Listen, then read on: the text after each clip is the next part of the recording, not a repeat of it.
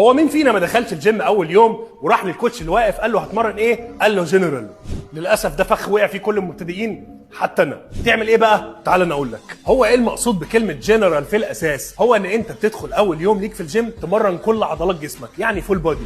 ما هو مش من المنطق ان انت تدخل اول يوم وتمرن كل عضلات جسمك، مش هينفع. هتقوم تاني يوم جسمك كله هيبقى متكسر. هقسم عضلات جسمي على 3 ايام. اول يوم هيبقى كل حركات الدفع اللي هو البوش، تاني يوم هيبقى كل حركات السحب اللي هي البول، وثالث يوم هيكون الليجز، وهاخد راحه وترجع تكرر تاني. يا كوتش انا النهارده اول يوم ليا في الجيم وعايز العب جنرال. طب خليني اقول لك ان الكلام ده مش احسن حاجه، لان انت لما تيجي اول يوم تلعب جسمك كله، تيجي تاني يوم تلعب جسمك كله تاني، فانت كده كسحت نفسك خالص ومش هتقدر تتحرك، وهتلاقي نفسك ان انت مش قادر تروح الجيم. فالاحسن ان انت تبدا تلعب بوش بول ليجز، حتى لما هتلاقي وجع بعد التمرين هيكون الوجع في منطقه واحده احسن ما يكون الوجع في جسمك كله مره واحده ومش عارف تتحرك. مع كامل الاحترام والتقدير، ولكن انا اصلا عندي دور برد فمش قادر اتكلم، ولكن ما ينفعش بقى اسكت على الكلام ده لان انا سمعته كتير جدا واتكرر كتير جدا في فيديوهات لناس كتير جدا.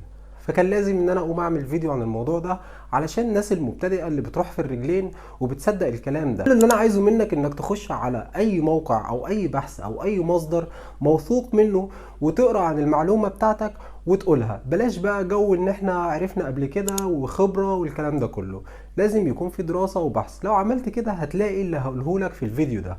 فخليني الاول ارد على كلامك في البدايه وبعدين اشرح للناس المبتدئه اللي اول مره تخش الجيم ايه اللي المفروض تعمله وايه اللي المفروض تلعبه. مبدئيا انت بتقول ما ينفعش ان هو يلعب جنرال او الفول بودي. هو فعلا ما ينفعش يلعب الكلام ده وما ينفعش يلعب جنرال، بس علشان ما ينفعش ان هو يتمرنوا يومين 2 ورا بعض او 3 ايام ورا بعض، وده اللي انا هشرحه في الفيديو قدام.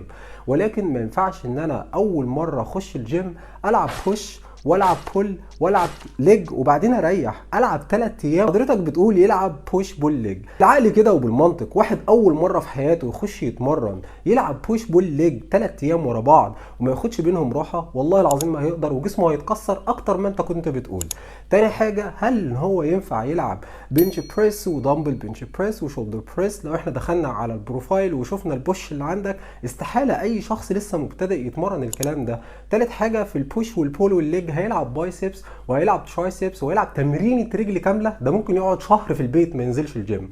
فده غلط جدا ومش احسن حاجة، وده اللي هشرحه لك في الفيديو التاني ده برضو اللي خلاني اقوم اعمل الفيديو رغم ان انا مش قادر اتكلم، ولكن لقيت الاتنين تحت بعض. نفس الكلام برضو بيقول لك ما تلعبش فول بودي علشان الفول بودي هتتمرنه 3 ايام. محدش بيتمرن 3 ايام فول بودي حتى لو شخص متقدم، يعني لو واحد بقاله 3 شهور او 4 شهور بس دنيته تسمح له ان هو يتمرن يومين 2 فول بودي فاستحاله يتمرنهم ورا بعض. مفيش حد عاقل بيلعب فول بودي ورا بعض. ما ينفعش شخص اول مره يخش الجيم يتمرن 3 ايام ورا بعض. يومين في الاسبوع ده اكتر حاجه، يوم في الاسبوع يومين في الاسبوع، ويبدا يعمل تدريجي زي ما هشرح لك في الفيديو قدام. المفروض تطور عضلاتك ازاي؟ بداية كده انت شخص لسه داخل الجيم فبيكون عندك حاجه اسمها الموتور سكيلز او الاداء الحركي بتاعك مش احسن حاجه. ما ينفعش تخش تتمرن تمرينه لشخص محترف، ما ينفعش تخش تلف على الاجهزه وتلعب جنرال. الجماعه بتوع الجنرال موضوع الايزوليشن، انت مش محتاج انك تعزل عضله. ما ينفعش تخش تتمرن على اجهزه والكابتن يقول لك خش لف على الاجهزه، قول له لفت عليك حيه يا اخي.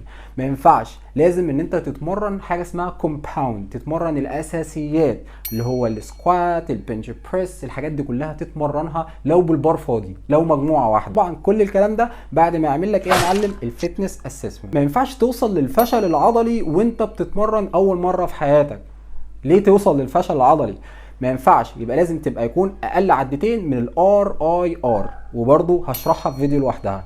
معناه ان انت ما توصلش للفشل العضلي اول ما تحس ان انت خلاص مش هتقدر، لا قبلها بقى بعدة او بعدتين اقول لك قوم مرتاح عشان تتجنب الاخطاء، والاخطاء بتؤدي الى اصابات. ما انت لو بتلعب بالفشل العضلي وقمت رافع بكتفك زي الناس ما بشوفها في الجيم بترفع بكتفها كده، هوب اصابه في الكتف.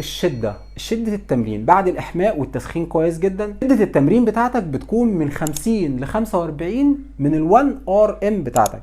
فالكابتن وهو بيعمل لك الفيتنس اسسمنت يبدا يحسب لك ال1 ريب ماكس اللي هو العده الوحيده. طبعا ده لازم تعملها مع كابتن فاهم واقف قدامك وعارف انت بتعمل ايه، عشان لو عملتها مع نفسك ممكن تجيب لك اصابه، خصوصا انت لسه شخص مبتدئ. بعد كده لازم تفهم المبدا بتاعك، principal workout او principal exercise، بادئ التدريب. الشده اللي لسه كلمك فيها من شويه اللي هي 1 RM، وتاني حاجه اسمها فوليوم، عباره عن 3 حاجات. الريبس اللي هي العدات، كام عده؟ سيتس كام مجموعه اللود اللي هو الحمل او الوزن اللي انت بتحطه، هتلعب كام مجموعه وهتلعب كام عده وهتحط وزن قد ايه. الريبس من 10 ل 12. سيتس هتبقى كام مجموعه.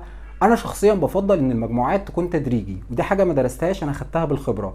التدريج بتاعي او العلم بتاعي بيقول في الشهادات سواء نسم او اي سي اي او اي سي اس اي ان السيتس من 3 مجموعات لمجموعتين. انا بفضل التدريج اللي هو اول اسبوع مجموعه، تاني اسبوع مجموعتين، تالت اسبوع 3 مجموعات، رابع اسبوع 4 مجموعات. الراحه، دراسه بيقول لك انك تريح دقيقتين بين كل مجموعه، ولكن برضو انا بحب اخد مبدا التدريج، ان انا ابدا ازود الراحه او اقلل الراحه حسب دلوقتي انا بتمرن في الاسبوع الكام. فشخص مبتدئ تتمرن ايه، وهو اصلا تمرين الفول بادي، وده اللي انا برجحه جدا جدا انك تمشي عليه لمده 6 اسابيع، وبعد كده تبدا تشوف هدفك من التمرين ايه، ده حمل عضلي ولا ضخامه عضليه ولا قوه ولا رفع اثقال، وتبدا تحط الجدول بتاعك عليه. فما ينفعش تكون اول مره تخش الجيم وتخش تتمرن تمرين من على التيك توك. عشان نلخص الموضوع ده ونحط الفيديو بتاعنا، اول حاجه معايا تطور الحركي بتاعك اللي هو improve motor system. تاني حاجه ان انت تبدا تشتغل على الكومباوند سيتس. تالت حاجة انك تتمرن من 2 ل 3 ايام في الاسبوع مش ورا بعض. رابع حاجة انك تتمرن الفول بادي، تمارين الجسم كلها في يوم مقسمة على كومباوند سيت. بلاش التمرين الايزوليت، بلاش تتمرن بايسبس 3 مرات وترايسبس 3 مرات وتتمرن لي تمرين تشيست فلاي. انت بتعزل ايه يا معلم؟ صباح الفل. انت كده كشخص فهمت تتمرن ازاي. استنى بقى الفيديو ده لو انت مبتدئ، هنزل الفول بادي خلاص عشان يبقى انت كده فهمت تتمرن ازاي ومعاك التمرين بتاعك واطلع الجيم. انت هتاخده من وقتك دقيقة ودقيقتين عشان تشوف بحث ومصدر علمي بيأكد الكلام ده. بلاش شغل العشوائية، فنتأكد بالمعلومة مع كامل الاحترام والتقدير.